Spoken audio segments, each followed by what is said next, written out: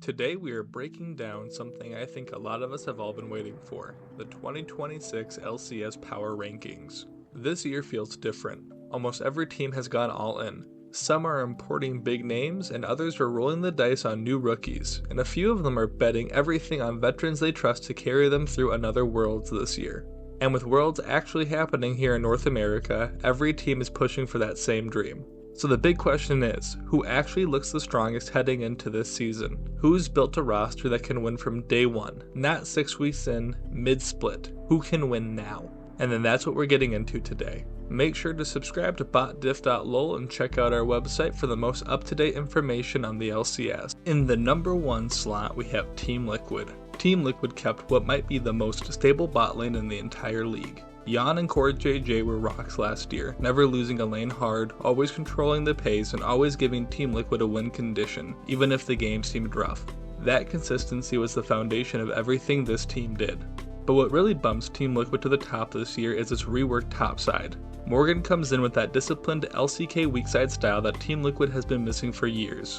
Jose Diodo returns to North America looking way more proactive than before. And pairing these two with Quid, the mid laner that everyone was fighting to sign this offseason, gives Team Liquid a ceiling higher than what they showed last season. This is a roster that already won a split last season and they somehow even got better. It's really hard not to rank them number 1. In the number 2 spot we have Lion. And honestly, this team looks a little terrifying. Inspired and Saint as a mid-jungle duo, that alone should scare half the league. They control tempo, they force mistakes in their opponents, and they play every objective like it's the last one of the game. And then adding a rookie top laner like Zamudo, who is basically the NACL final boss in the top lane last year, just gives them even more of that punch. And the biggest one, they have Berserker coming back from the LCK in the bot lane as their primary carry threat. This roster is stacked to the top with pure talent. With all this glazing, you might be like, why aren't they number 1? And the answer to that is consistency. When the players of Lion look clean, they look like they could take every trophy in NA. As we have seen, when these players start to have a slump or things start to go wrong, they tilt harder than they ever should.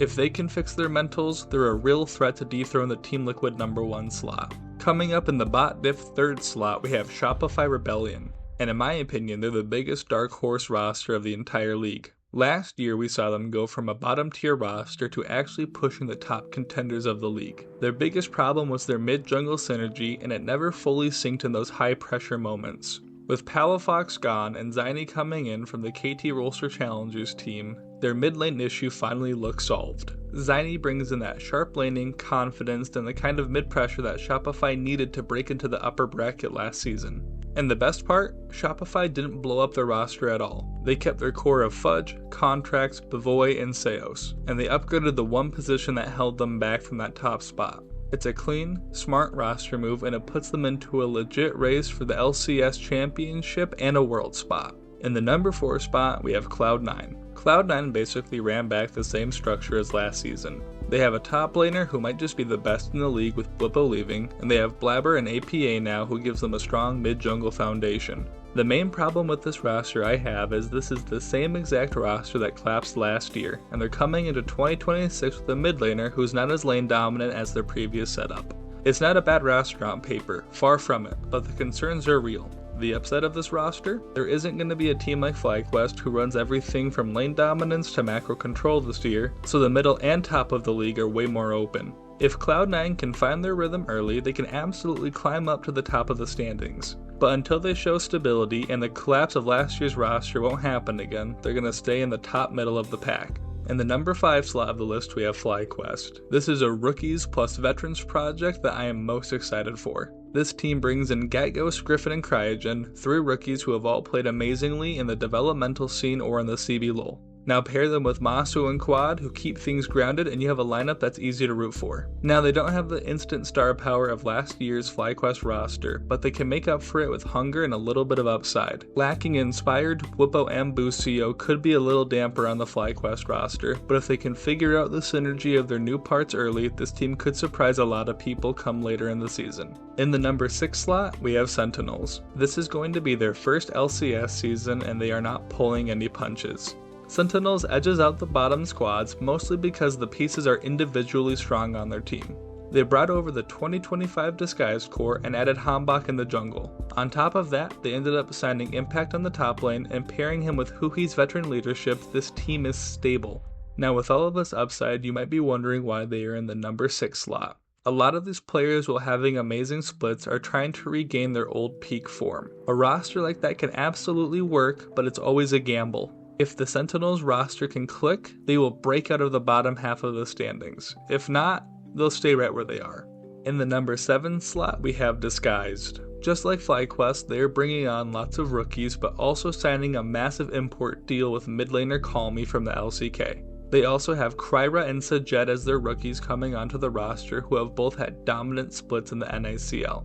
Keeping Castle on the top side as a steady anchor and playmaker, and they also added Lions as a leadership presence in the bot lane and a little bit of veteran stability. The talent here on this roster is real, but rookies plus a rebuild equals a little bit of growing pains. Expect a lot of high highs and a little bit of lower lows. Expect chaos.